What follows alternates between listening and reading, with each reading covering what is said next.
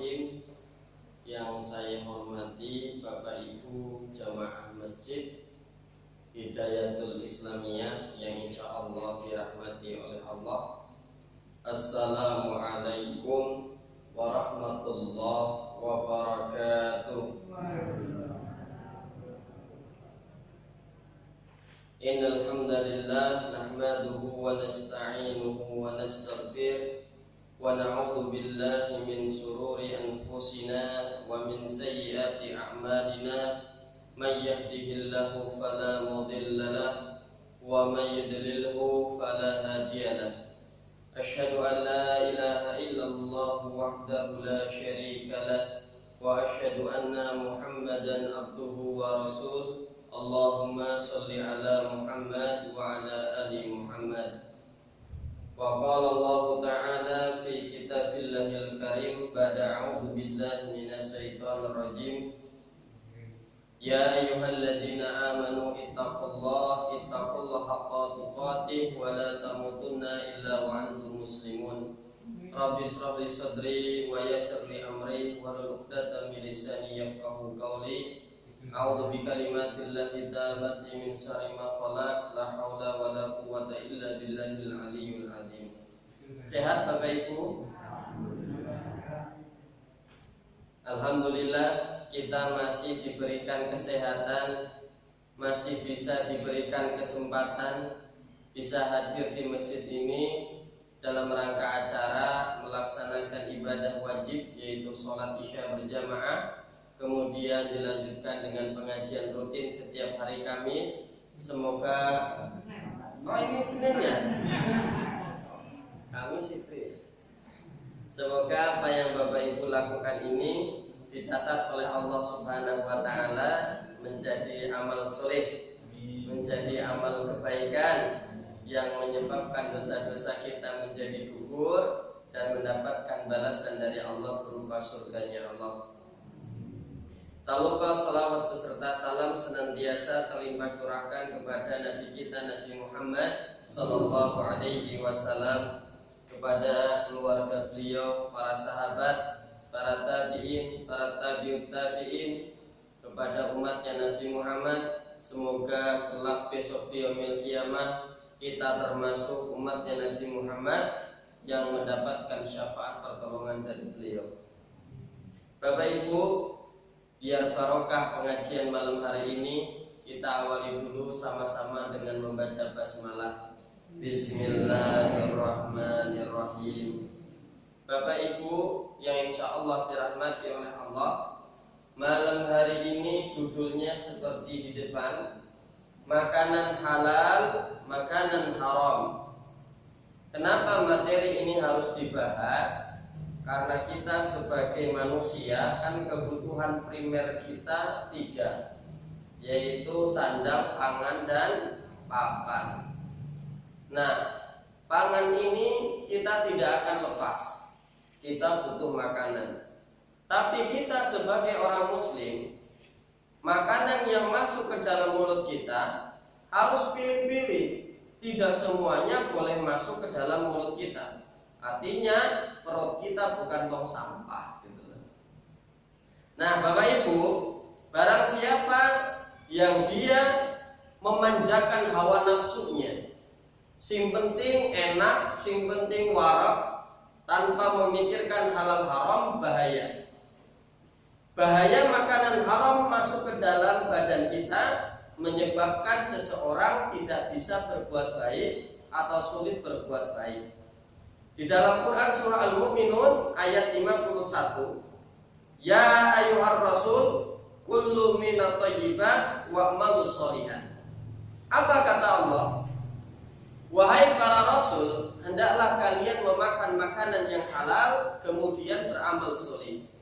Di dalam tafsir Ibnu Katsir, Bapak Ibu sudah mendapatkan penjelasan dari saya bahwa Allah menyandingkan kalimat memakan dan beramal soleh itu ada alasannya.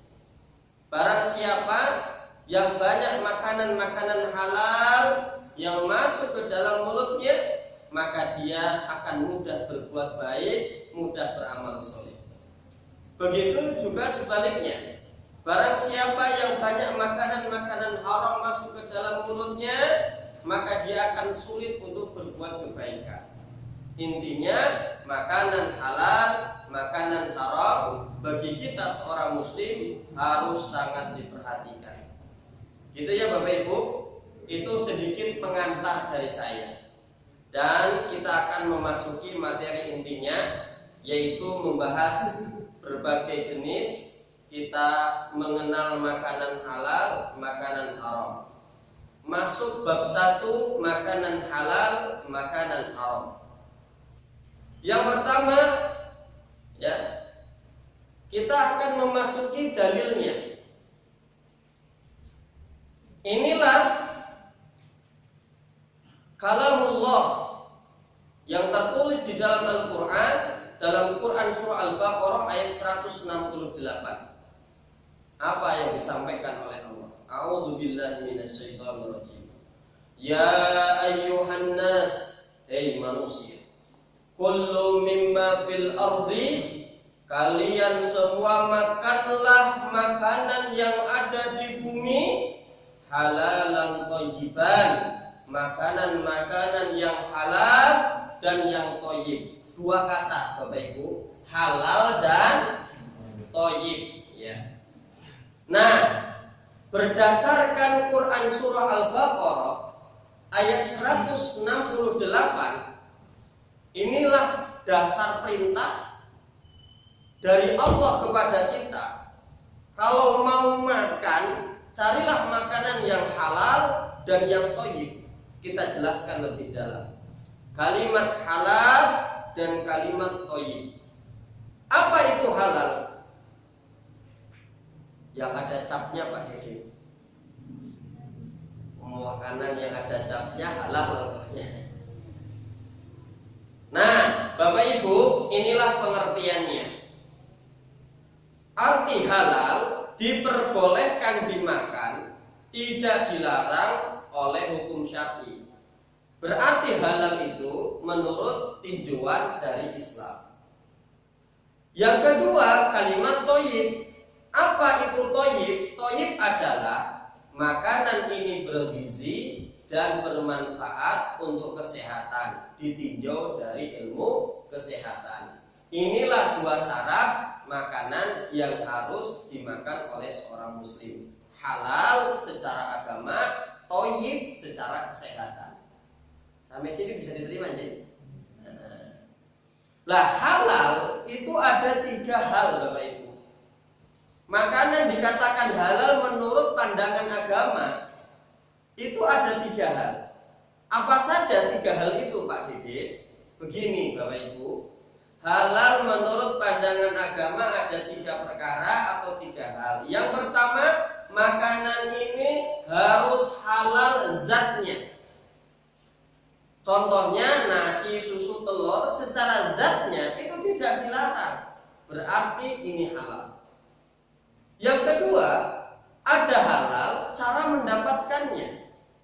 Pisang goreng itu secara zatnya halal, tapi berubah jadi haram kalau nyolong di warung. Cah SMA neng kantin tuku gorengan 5 ngapune jika telu kan. Anak-anak SMP SMA zaman dulu sekolah kan gitu. Ya, Masya Allah Bapak Ibu ya.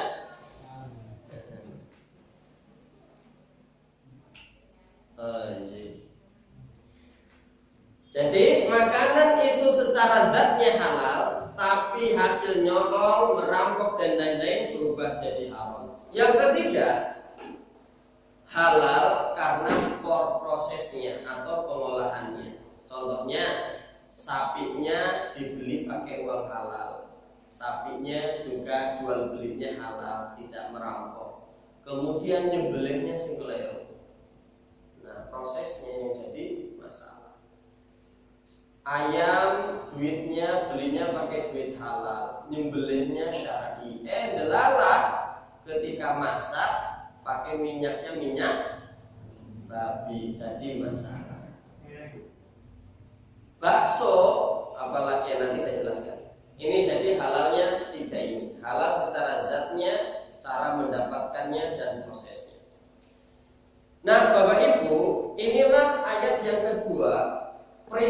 dari Allah agar kita memakan makanan yang halal dan menjauhi makanan yang haram.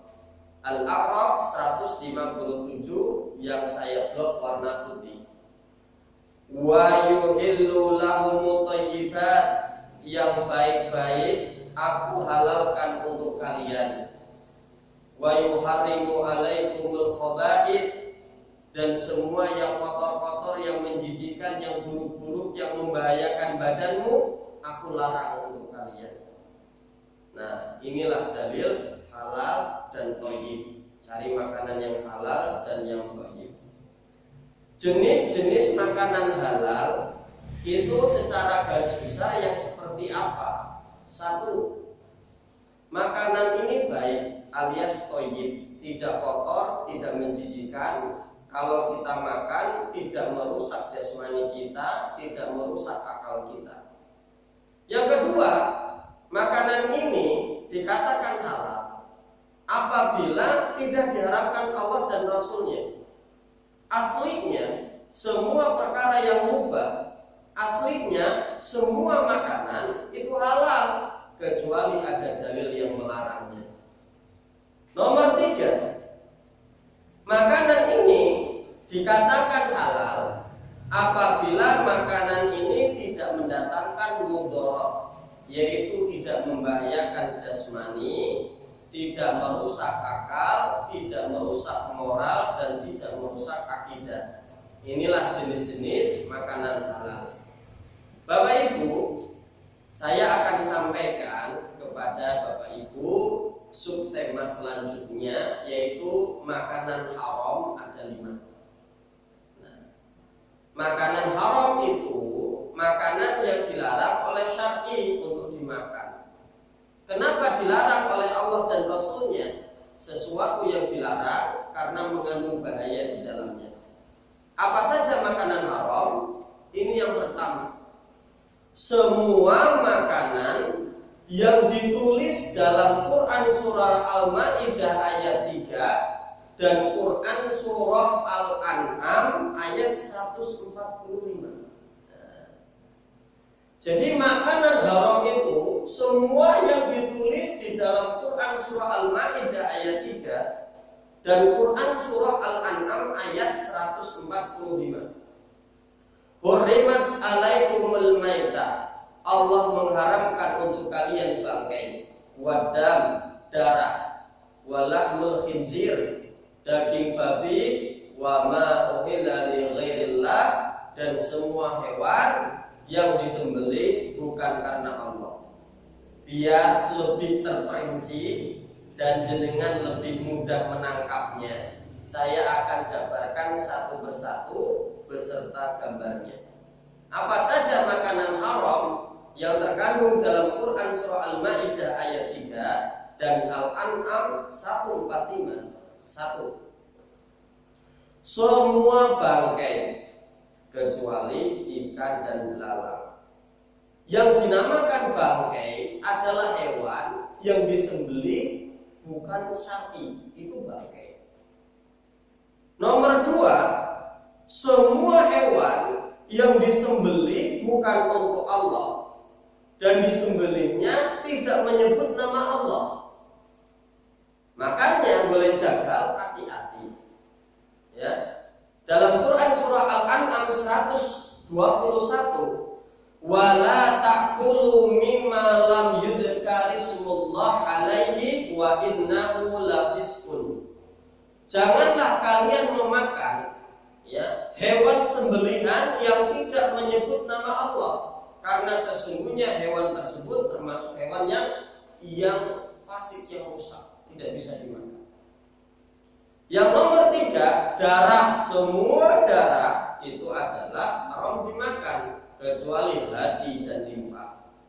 Makanya saya cerita kemarin waktu nyembelih di Nur Hidayah kan nggak pakai lubang, pas disembelih darahnya loncat keluar. Ada yang bilang eman-eman gede ya, mbok ora diadai, apa ora mudeng kok kene yo doyan. Padahal hukumnya haram, saren, jadi yo enak-enak. Kayak tahu. Dulu SD saya sering makan orang muda. sareng kasih bawa apa? Cabai. Udah tahu ya udah. Nah ini haram. Apalagi wal munkhaniqah, hewan yang mati karena tercekik. Arep kurban, panitiane ora cek-cek. Esuk-esuk tangi teko ning kandang sapine mati kecekik. Waduh. Bakul kerupuk ketabrak Honda. Remuk-remuk anu ya. Panitiane tanggung jawab gitu. Ya sudah, hukumnya bangkai, tidak bisa diselamatkan, dikubur. Nomor yang selanjutnya wal mauqudah, hewan yang mati karena dipukul.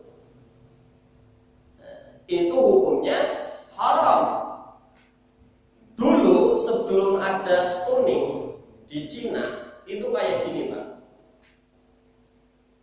Sapi masuk RPH untuk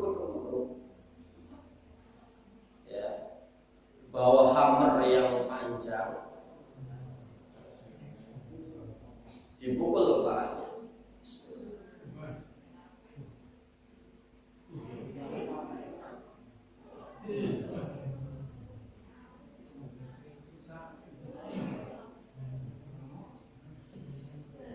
Dan ditusuk, cuma dikeluarkan darahnya.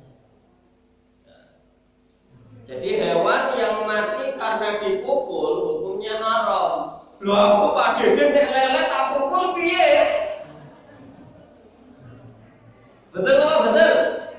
Lah lele kan gua tak cekel kesuwe tak nek undang-undang kampung. Gimana hukumnya membunuh lele dengan dipukul? Nah ini saya ambil materi ini tak upload di Juleha Indonesia dan DIY Catat. Bu, Pak, ingat ya, ini dalilnya. Uhillat selana, Allah menghalalkan untuk kita maitatani, dua bangkai. Apa saja? Yang pertama ikan, yang kedua belalang. Yang dinamakan bangkai adalah hewan yang mati bukan karena disembelih sesuai syar'i. Jadi matinya karena ditabrak, jatuh, dipukul dan lain-lain. Itu jadi bangkai. Dan bangkai yang boleh dimakan cuma dua, apa? Ikan dan belalang. Berarti hukumnya memukul lele ceplok, boleh apa enggak? Nah, yakin apa betul sih? Alhamdulillah.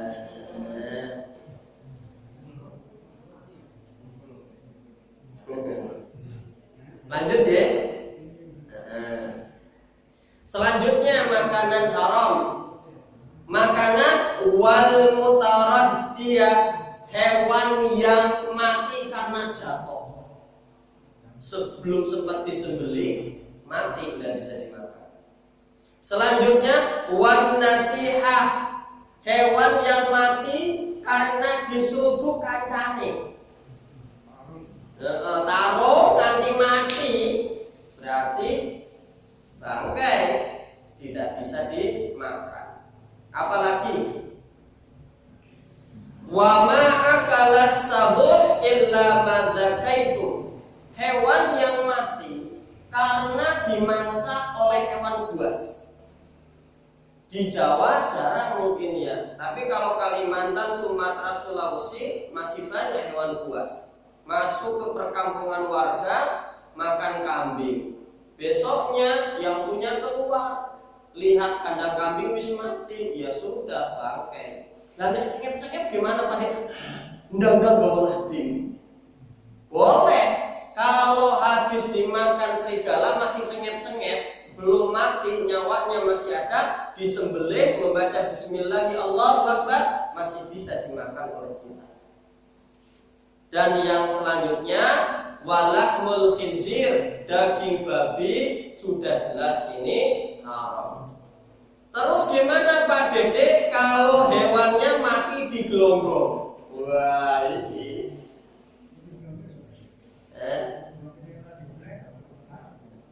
sapi di gelonggong itu piye? Hukum sapi gelonggong kita bahas dari 3 aspek. yang jual belinya gimana, yang makan itunya gimana, secara kesehatan gimana.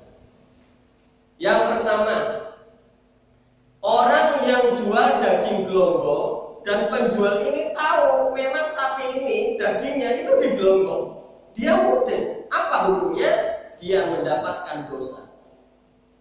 Dia jual daging sapi gelonggong dan dia tahu sapinya digelonggong, dijual karena mendapatkan untung yang besar, dia termasuk jual beli yang dilarang.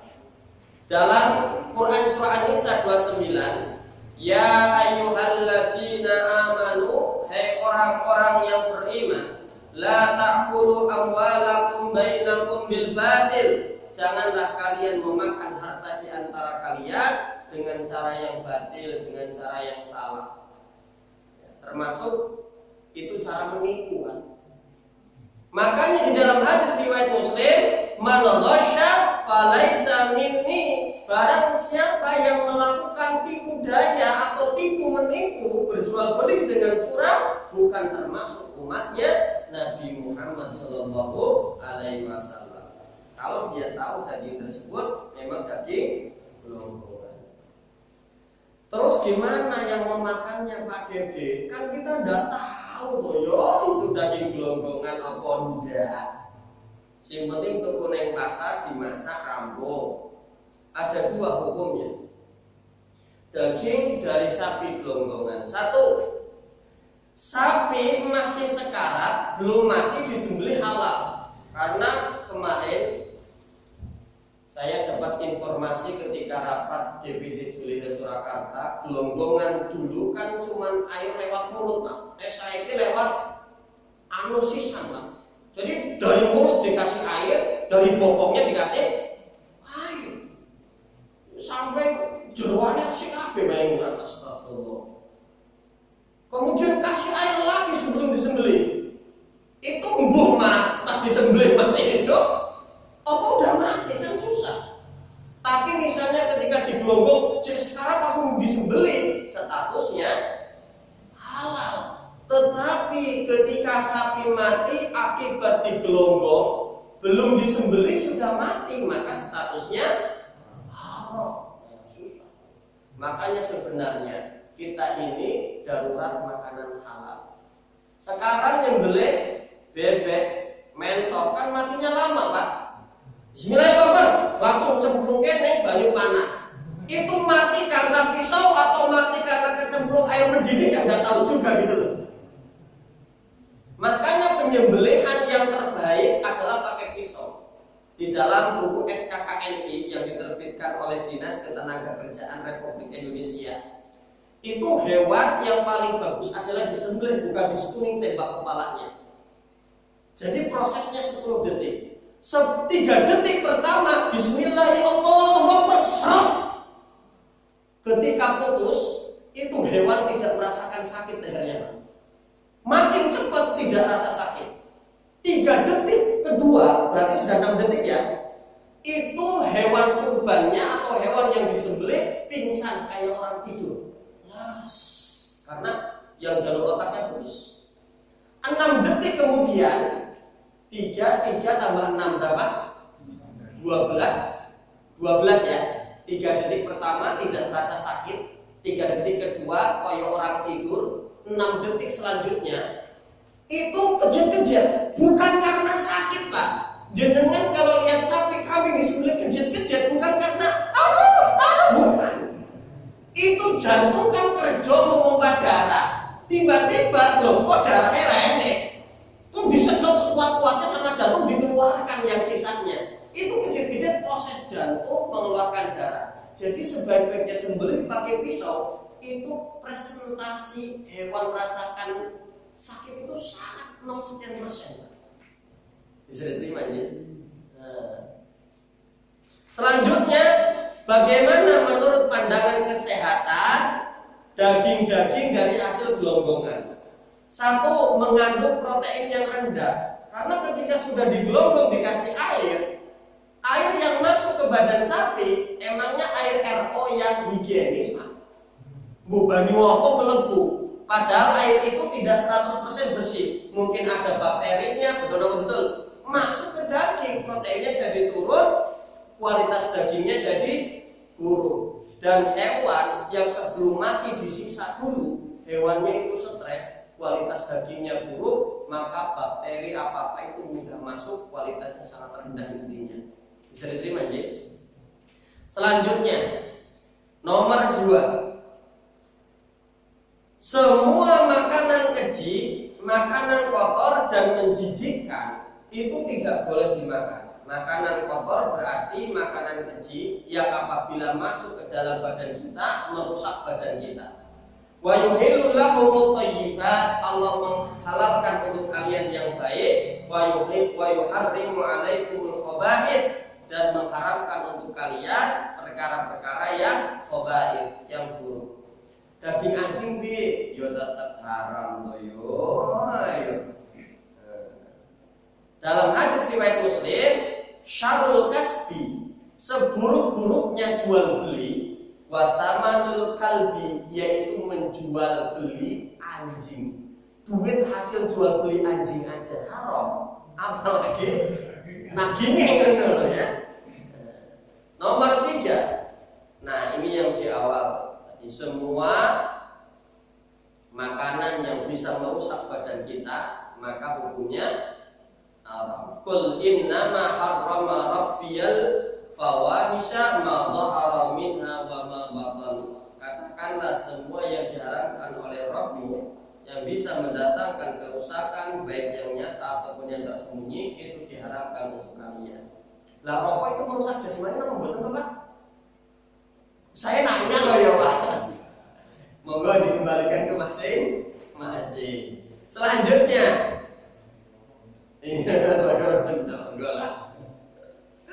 nah, yang nomor 4, daging yang diambil dari hewan yang masih bernyawa maka hukumnya bangkai, tidak boleh dimakan. Makanan ini haram. Ma quti'a minal bahimati, semua yang terpotong dari hewan ternak, wahia hayatun, dan ternak ini masih hidup, fahuwa maitun, maka bagian tersebut dinamakan bangkai. Ojo kesusu panitia kurban. Nek sapi ini jeget-jeget, matanya diculek jeget-jeget, wis dandang cepat kayak waktu, langsung dipotong itu lehernya, bangkai kabeh. Ora keluar. Coba segini mati sisanya. Nomor 5, makanan yang didapat maksudnya dengan cara yang tidak halal, baik dicuri, dirampas, dikorupsi. Semua makanan yang didapat dengan cara demikian itu tidak halal alias haram. Selesai bab makanan haram dan bab makanan halal. Sekarang masuk judul nomor 2. Jenengan harus kenal juga urusan makanan dan minuman ada hubungannya dengan hewan juga. Karena kalau tumbuhan mah memang ada tumbuhan yang diharamkan, Pak. Kalau tumbuhan ini merusak akal, moral dan jasmani. Tapi kan persentasenya kecil. Yang lebih banyak adalah masalah hewan yang kita makan. Binatang halal dan binatang haram. Ya. Apa sih binatang halal? Binatang halal adalah binatang yang boleh dimakan menurut syar'i. Jadi binatang ini boleh dimakan. Binatang ini ada 2, ada yang di laut, ada yang di darat. Kita akan mempelajari dulu hewan-hewan yang ada di laut. Semua hewan yang berasal dari laut halal. Quran surah Al-Maidah 96. Uhilla lakum saydul bahri. Aku halalkan untuk kalian ketika kalian berburu di lautan. Nelayan kan berburu di lautan, pakai jaring, pakai pancing, nangkep ikan. Wa ta'amuhu mata'an lakum wa lisayyarah wa hurrima 'alaikumul saydul barri ma kuntum hurum. Kecuali kalian dalam keadaan memakai baju ihram. Berihram tidak boleh begitu. Ya. Semua yang diburu dilakukan oleh kalian itu halal. Makanya Nabi Muhammad itu menjelaskan dalam hadis riwayat Abu Dawud, huwa tahuru ma'u a'illu maitatu. Semua yang ada di lautan, satu airnya itu suci untuk kalian, dijadikan wudu, dijadikan mandi junub boleh, tapi yang terikat ya. Yang kedua, ma'u al-hillu maitatu, dan semua bagiannya adalah halal. Itu binatang yang hidup di air. Sekarang binatang yang hidup di darat. Hewan yang ada di darat, hukum asalnya semuanya boleh, kecuali ada dalil yang melarangnya. Hewan yang ada di darat semuanya boleh, kecuali ada dalil yang melarangnya. Quran surah An-Nahl ayat 5, wal an'am khalaqaha, hewan ternak itu Allah ciptakan untuk kalian. Lakum fiha difun, kalian mengambil kulitnya untuk dijadikan perlindungan untuk kalian. Wa manafi'u, ada yang mengambil tenaganya. Wa minha ta'kulun, ada yang mengambil daging atau telurnya. Memang hewan ternak diciptakan oleh Allah untuk kita. Maka dalam Quran surah Al-Maidah ayat 1, uhillat lakum bahimatul an'am illa ma yutla 'alaikum. Ya, semua hewan ternak dihalalkan untuk kalian kecuali yang dilarang oleh Allah Subhanahu wa taala. Bapak Ibu, binatang halal berdasarkan dalil khusus ada 5. Ini hewan memang ditulis di dalam hadis itu sangat-sangat boleh. 1. Bison kuda. Daging kuda oleh Pak. Kuda banyak ya. Kalau sekarang ya Pak. Gimana bisa kalau kuda banyak. Di dalam hadis riwayat Bukhari, innahan Nabi sallallahu alaihi wasallam yaum al-Khaybar an-nuhum bil umur. Pada perang Khaybar, Nabi itu melarang para sahabat menyembelih himar, yaitu keledai jinak. Keledai ini biasa digunakan untuk menarik obat atau ditunggangi, tidak boleh disembelih, tidak boleh dimakan. Hukumnya haram. Wa khassa filuhu bil khair, dan para sahabat ketika Khaybar membeli kuda dibiarkan dan dibolehkan oleh Nabi Muhammad SAW. Artinya membeli kuda, daging kuda itu halal. 2. Khimar atau keledai dibagi 2 Pak Bu. Ada keledai jinak, ada keledai liar. Keledai liar itu apa Pak Gede? Keledai liar itu keledai yang hidup di alam liar, tidak dirawat oleh manusia, dan mereka makanannya nyari sendiri di padang rumput atau di dalam hutan. Kalau keledai liar hukumnya boleh, kalau keledai jinak hukumnya tidak boleh. Ya. Hurrima Rasulullah sallallahu alaihi wasallam, Rasulullah mengharamkan luhumul humur al-alihah, yaitu menyembelih khimar yang jinak. Bapak Ibu, ada sebagian yang memahami keledai liar itu yang belang-belang alias zebra. Keledai liar itu ini gambarnya. Itu namanya keledai liar. Ini kambing liar. Kalau kambing liar itu hidupnya biasa di gunung-gunung gitu Pak. Ini kambing liar itu keledai liar. Kambing liar, keledai liar sekarang jumlahnya sudah mulai sedikit, sudah mulai punah. Jadi kalau nyari di Arab pun sulit nyari keledai liar. Bisa diterima seperti ini. Nah, selanjutnya ayam ternyata ditulis di dalam hadis Pak. Wa'aitu Nabi sallallahu alaihi wasallam yaqulu dajaja. Sahabat pernah melihat Nabi Muhammad memakan daging ayam. Belalang juga sama. Wal jarad boleh dimakan. Kalimat belalang disampaikan di dalam hadis.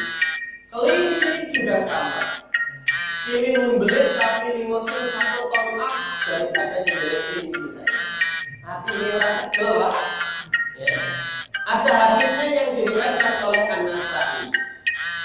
Asabtu an-nabaini falam ajidna udakihima bihi fadakaituma bimala. Ada seorang sahabat yang menangkap 2 ekor kelinci. Pas mau disembelih nggak ada pisaunya. Kemudian kelincinya dipegang sampai ke sebuah tempat yaitu marwah. Sampai di marwah sahabat ini baru menemukan pisau dan disembelihlah 2 kelinci ini. Fasa'atu Nabi sallallahu alaihi wasallam andalik fa'amarani bi ahlihima. Kemudian sahabat ini nanya, ya Rasulullah, gimana nih? Ini 2 kelinci udah tak sembelih. Terus gimana? Kata Rasulullah, silakan makan 2 kelinci yang kamu dapatkan dari hasil berburu. Selanjutnya, ada hewan-hewan yang halal berdasarkan fatwa ulama. Berarti dari di surah ini, dari di Quran ini ketemu apa saja? Apa ini? Garangan musang, musang buah ya. Jauh pembuatan ini, buah musang buah. Kalau menurut Imam Syafi'i ikhtilafnya. Menurut Imam Syafi'i, ya, musang buah ini itu halal. Walaupun bertani tidak memaksa manusia dan hewan lain serta hewan yang lain. Kalau jenengan sering ke Car di Solo, pas sebelum Covid itu banyak yang bawa musang ini di depan GRI Panitia Cina. Kalau menurut ulama yang lain yang mengharamkan, dalilnya adalah kullu dzinatin minasiba fa'akluhu haram. Semua hewan yang bertaring maka tidak boleh memakan dagingnya. Selanjutnya tupai atau bajing ya. Kata Imam Syafi'i, wa amma sinjaku fa inna ba'da ashabina qala yuqallu innahu laysa bisabu fa inna ma yar'an nabat wa la yusta'u wa kadzalik arnab ya. Jadi kata Imam Syafi'i boleh karena tupai ini itu seperti kelinci gitu. Kemudian yang landak gimana, Pak? Yang Tawangmangu kan ada sate landak je. Nah, aslinya ini ikhtilaf, ada yang melarang. Melarangnya kenapa? Karena ini binatang yang menjijikan. Makanan-makanan yang dimakan adalah makanan yang menjijikan. Juga ada yang membolehkan juga. Ikhtilaf juga. Kaidahnya adalah al-aslu fil asya al-ibahah hatta yadullu dalil ala tahrim. Semua perkara yang mubah, semua jenis makanan hukum asalnya adalah boleh kecuali ada dalil yang mengharamkannya. Nah, landak, tupai, musang, sing wae itu yo ayamnya masih banyak, kakak bakarnya masih banyak, sate ning ngono tunggu yo jurangke, sing golek sate landak. Makanya dakma yari buka illa malayari buka. Kalau jenengan ragu-ragu lebih baik tinggalkan. Binatang yang haram ini yang harus jenengan hindari. Ini makanan yang harus jenengan jauhi.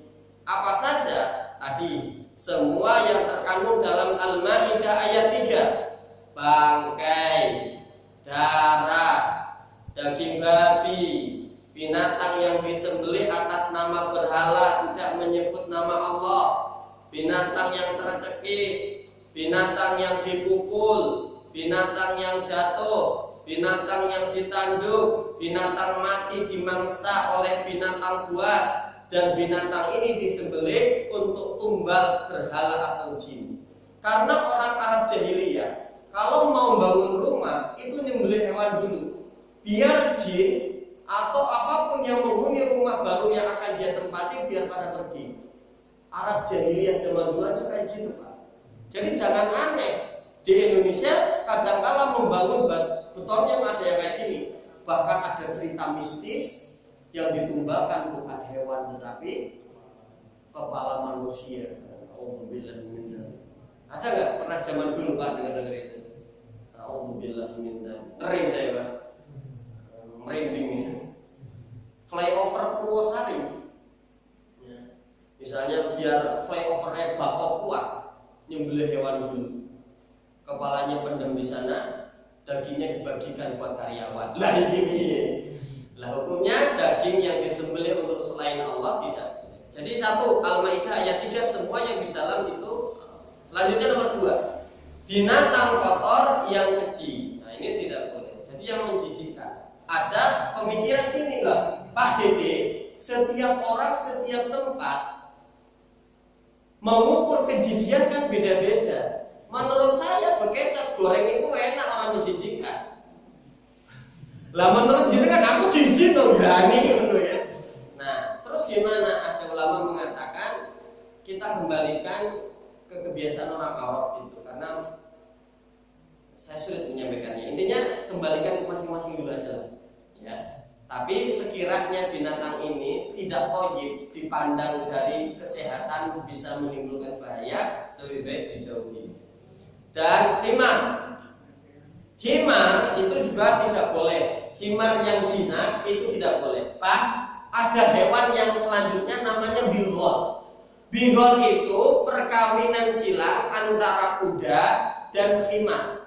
Naik kuda kawin silang sama keledai, itu lahir namanya bigol. Tidak lebih besar daripada kuda, tidak lebih kecil daripada keledai. Kalau disembelih gimana? Tidak boleh, haram ternyata.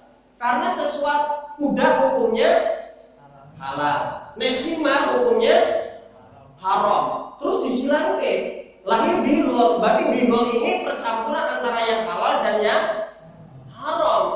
Maka sepakat para ulama tidak boleh dimakan. Karena yang haram itu lebih dominan di hewan bigol ini. Bisa diterima sih? Selanjutnya, nah Bapak Ibu, kita akan mengenal binatang yang diharamkan berdasarkan hadis. Sudah sampai apa belum? Nah, tak akhiri aja kalau sudah sampai. Kakinya diselesaikan mawon mana? Sebentar lagi, ini terakhir. Pada nopo-nopo selonjor mawon. Binatang yang diharamkan oleh hadis yang pertama, semua yang bertaring maka statusnya haram. Kullu dzinabin minasibah, setiap hewan bertaring dari binatang buas, fa'akluhu haram, maka memakannya haram. Semua yang bertaring. Yang nomor 2, semua burung yang memaksa makanannya menggunakan kuku-kukunya agar mati mangsanya, maka burung ini kalau dimakan haram. Makanya wa an kulli dzimikhlabin minat thayyir, semua burung yang memiliki kuku yang tajam untuk memangsa, maka hukumnya haram dimakan. Selanjutnya, binatang yang diperintahkan untuk dibunuh maka tidak boleh dimakan. Tak ulang ini. Semua hewan yang diperintahkan untuk dibunuh maka memakannya saja haram. Khamsun fawasiku yuqtalna fi hilli wal haram al hayya wal ghurab. 5 binatang yang merusak di tanah haram ataupun di luar tanah haram boleh kalian membunuhnya. 1 ular boleh dibunuh. Boleh dibunuh berarti tidak boleh dimakan. Sate kobubi berarti. Wah, enek-enek manusia kurang kesenaran wong dimakan kan. Makanya jadi datangnya Covid corona ini ya. Kan diawali konon cerita dari kelelawar ya. Nanti dibahas juga. Gagak, tikus, anjing gila dan burung raja wali yang bertaring kuku tajam. Ini boleh dibunuh berarti tidak boleh dimakan. makan. Lanjut ya. Cecak dijadiin obat eksim. Tokek dimakan buat obat kulit. Lah hukumnya piye? Tidak boleh Bapak Ibu. Man qatala wazadhan fi awwali darbatin kutibat lahu mi'ah hasanatin. Barang siapa yang memukul cecak dengan sekali pukulan, maka dia akan mendapatkan 100 kebaikan. Cari tembakan cecak RDR ini. Nomor hadis riwayat Muslim juga, ana Nabi sallallahu alaihi wasallam amara biqatlil wazdi wa sammahu fawaisikon. Nabi memerintahkan membunuh cecak, dan cecak ini disebut oleh Nabi fuwaisikon, itu binatang kecil yang merusak, yang mendatangkan kerusakan. Berarti tidak boleh ya. Diperintahkan untuk dibunuh berarti tidak boleh dimakan, walaupun buat obat kulit. Terus gimana Pak Dede kalau memakan hewan? Hewan ini halal, tetapi makanannya yang najis. Kalau di Jawa Barat, itu di balong. Balong itu kolam ikan gitu loh Pak. Nah itu kalau Jawa kayak gitu, jadi ikannya itu dikasih makan kotoran manusia. Maka tidak boleh dimakan Pak. Namanya hewan jalalah, hewan halal yang memakan kotoran. Ya. Nah Rasulullah Shallallahu Alaihi Wasallam an aklil jalalatin wa albaniha. Rasul itu melarang memakan hewan yang memakan kotoran, bahkan meminum susunya saja tidak boleh. Lah, membersihkannya gimana Pak Dede? Di kampung saya kolam-kolamnya itu ya buat limbah kotoran manusia. Maka sebelum dimakan harus dikarantina dulu 3 hari 3 malam sambil dikasih makanan yang halal. Pernah Umar bin Khattab mengurung ayam. Gara-gara ayam ini memakan makanan yang kotor, dikurung oleh Umar bin Khattab selama 3 hari 3 malam baru disembelih. Wah repot Pak. Nah, di Jawa Barat itu dikolamikan soalnya gitu. Jadi harus diambil dulu, simpan di bak 3 hari 3 malam, kasih katul sih. Wis 3 hari 3 malam baru dikonsumsi, digoreng, dibakar. Sama nggih? Pak Dede, kalau memakan makanan yang haram diniatkan untuk berobat gimana? Kayak kelelawar. Kan hukumnya haram karena bertaring buat obat asma. Betul? Nah, berobat dengan barang haram dalam hadis riwayat Abu Dawud yang pertama, nah Rasulullah Shallallahu Alaihi Wasallam anidawa'il khaba'ith. Rasul melarang berobat dengan perkara-perkara yang najis, yang kotor. Dalam hadis riwayat Abu Dawud juga, innallaha anzala da'a wa dawa'a. Nabi Muhammad berkata, Allah menurunkan penyakit beserta obatnya. Wa ja'ala likulli da'in dawa'an. Ya, setiap penyakit pasti ada obatnya. Fatadawau, maka berobatlah, wala tadawau biharam, janganlah berobat dengan perkara-perkara yang haram. Gimana Pak? Lanjut? Udah bekal ini ya. Nomor 4, hewan yang dilarang untuk dibunuh berarti tidak boleh dimakan. Dibunuh saja nggak boleh, apalagi di blok-blok bahasa gitu ya. Nggak boleh itu. Hadis riwayat Abu Dawud, ada 4 hewan yang dilarang dibunuh. Yang pertama namlah wa nahlah, yaitu semut dan lebah. Wal hudhud, burung hudhud. Yang keempat wasurat. Burung surat itu seperti kayak burung gereja, tapi bukan burung gereja Pak. Bentuknya kayak gitu. Nah, jadi 4 hewan ini tidak boleh dibunuh. Nek nggak sengaja Pak Dede semutnya mlebu kene, sesuatu dosa itu jenengan tahu itu salah tetapi dilakukan itu dosa. Tapi kalau jenengan 1 tidak ngerti itu salah, 2 ngerti itu salah tetapi terpaksa, Tiga, ngerti salah tapi lupa, itu dimaafkan oleh Allah. Bisa diterima ya? Lah, Bapak Ibu, ini sing abot dhewe menurut saya. Jenengan pelan-pelan, oh ya. Hewan yang hidup di dua alam, wah ini abot Pak. Ini ikhtilaf masalahnya. Sudah saya bikin materinya, tapi belum sempat dimasukkan ke slide. Jadi perselisihan para ulama tentang hewan yang hidup di dua arah, di dua alam, baik di air maupun di darat. Pertama, ulama Malikiyah membolehkan secara mutlak baik katak, kura-kura, penyu, dan kepiting. Kalau ulama Syafi'iyah membolehkan secara mutlak kecuali katak. Kalau ulama Hambali, hewan yang hidup di dua alam tidak halal kecuali dengan jalan disembelih. Kalau ulama Hanafiyah, hewan yang hidup di dua alam tidak halal sama sekali karena hewan air yang halal hanyalah ikan. Jadi ini ikhtilaf Pak. Hewan yang ada di dua alam itu ikhtilaf. Ada yang menghalalkan, ada yang mengharamkan. Tapi kalau katak jelas itu haram. Suwike Pak. Nek katak itu jelas-jelas haram. Di luar katak ada ikhtilaf. Yang pertama riwayat Abu Dawud, anna thayyiban sa'ala Nabi sallallahu alaihi wasallam an difda'in yaj'aluha fi dawain fanahahu Nabi sallallahu alaihi wasallam an qatliha. Ada seorang tabib, ada seorang tukang obat. Dia ini mau nyembelih atau membunuh seekor katak untuk dijadikan obat. Tapi tanya dulu kepada Nabi, ya Rasulullah, saya mau membunuh seekor katak untuk dijadikan obat, gimana? Rasulullah melarangnya. Janganlah engkau bunuh katak itu. Berarti katak dilarang dibunuh, dimakan saja tidak boleh.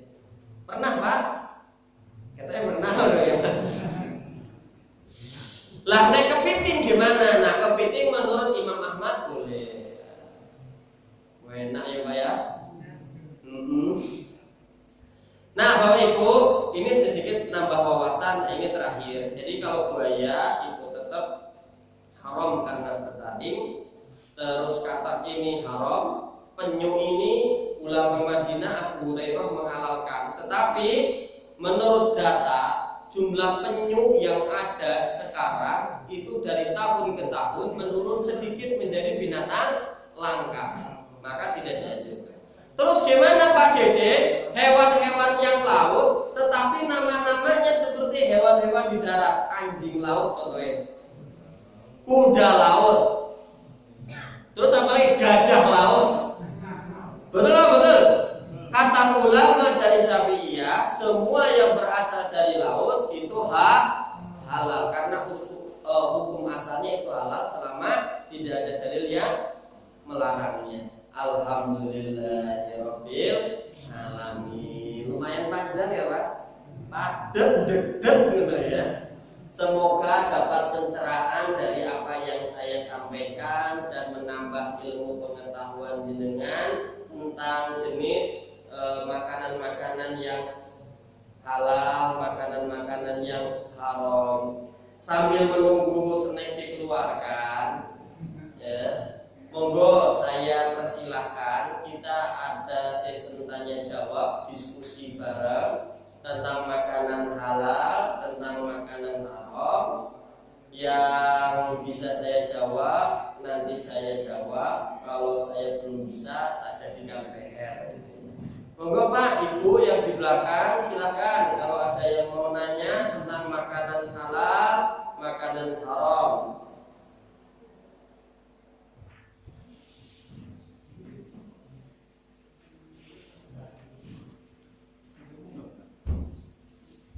Monggo, siap dengan pertanyaan.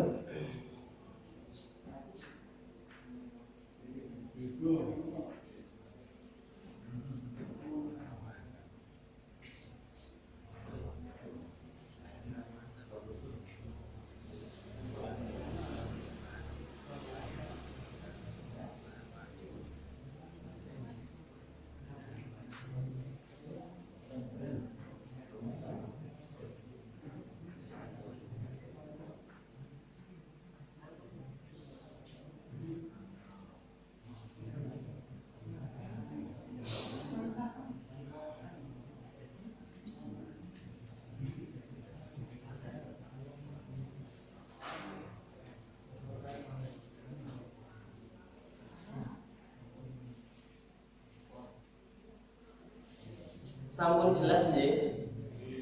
Kemarin tuh ada yang nanya masalah lele itu singgung gitu ya.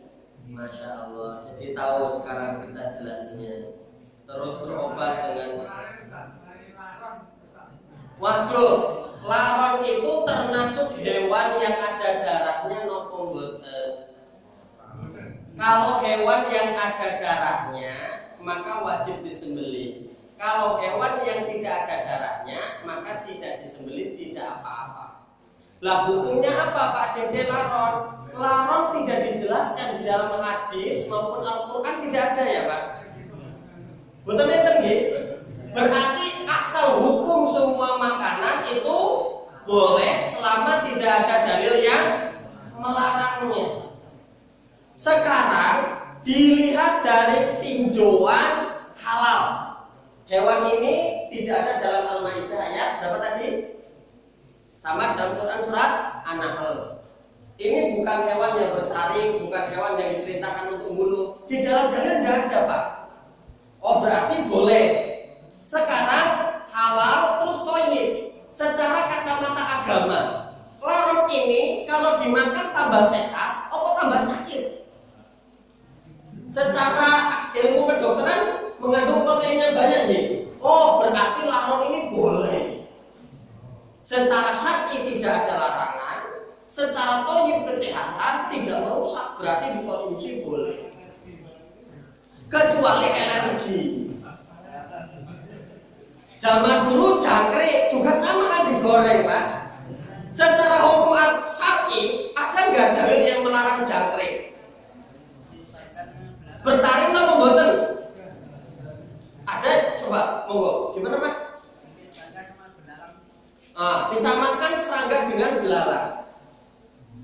Kecuali kalau yang makan ini jadi alergi, gatal-gatal, opnam rumah sakit, berarti tidak thayyib, berarti buat dia dilarang memakan serangga tersebut. Nah, jadi kita melihat kacamata halal dari agama, melihat kacamata thayyib dari kesehatan. Karena laron ini kacamata halal, tidak ada dalil yang melarang. Dari kacamata thayyib kesehatan, tidak merusak akal, jasmani, akidah dan lain-lain, maka boleh Bapak Ibu. Hukum asalnya makanan semuanya yang mubah adalah boleh, kecuali ada dalil yang melarangnya. Kalau itu merasa jijik. Nah, betul.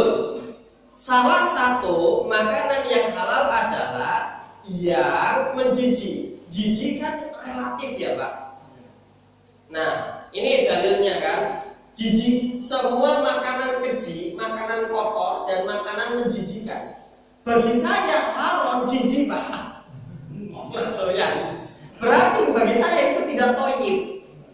Karena sugesti mempengaruhi psikis saya nanti. Berarti bagi saya laron tidak thayyib, tidak baik. Bagi saya tidak memakannya. Gitu. Karena kalimat sebenarnya saya tadi membaca literasi masalah jijik, itu ada ulama yang menyarankan kita kembalikan kegiatan ini kepada kebiasaan orang-orang Arab zaman dulu, karena mereka ini yang pertama kali mendapatkan tentang ajaran Islam, jiwa mereka yang penting bersih, yang ketika mendapatkan hidayah. Jadi Rasul pun kan tidak memakan apa namanya dog itu apa? Biawak. Karena Rasul itu jijik, nggak biasa makannya kayak gitu. Tapi lihat sahabat yang makan biawak itu tidak melarangnya, monggo. Tapi jangan samakan biawak yang ada di Arab dengan biawak yang ada di Indonesia. Karena biawak yang ada di Indonesia itu bertaring dan berkuku. Makannya juga bangkai, itu haram dimakan. Iya boleh. Sembelian yang utamanya di waktu kurban itu ada suatu daerah yang tukang sembelihnya itu tidak sholat, meskipun dia itu menyembelihnya dengan asma'ullah. Gimana itu hukumnya? Begini Bapak Ibu, syarat menyembelih apa saja? Wah ini seneng kamu nih. Nah ini materinya bab penyembelihannya. penyembelihan syar'i orangnya tidak sholat, tetapi dia baca bismillah ya. Nah, begini Bapak Ibu, syarat eksekutor jagal menurut buku SKKNI Standar Kompetensi Kerja Nasional Indonesia adalah 5 ini. Dia Islam, laki-laki, perempuan gimana? Boleh gimana? Yang ketiga balik, maka anak kecil nyembelih ya tetap hukumnya sah, tetapi tidak dianjurkan. Berakal sehat dan tidak menyia-nyiakan sholat. Kita telisik dulu, orang ini tidak sholat kenapa? Kalau satu, dia tidak sholatnya karena mengingkari syariat Islam. Sholat itu kurang penting. Gua apa? Ajaran apa ini? Tapi KTP-nya tetap Islam. Tapi dia mengingkari sholat, maka sembelihannya tidak halal karena akidahnya rusak. Tidak meyakini syariat sholat. Yang kedua, Pak Dede jagal sholat, tapi bolong-bolong. Sebabnya kenapa? Males. DM mudeng sholat itu penting. DM mudeng sholat itu tiang agama, tapi males. Maka aduh wudu adem-adem, maka masjid males, ruku sujud males. Tapi di hatinya masih meyakini sholat itu yang benar asli ini. Sholat itu benar. Kalau dia nyembelih, akidahnya masih benar Pak, maka tetap sembelihannya itu halal.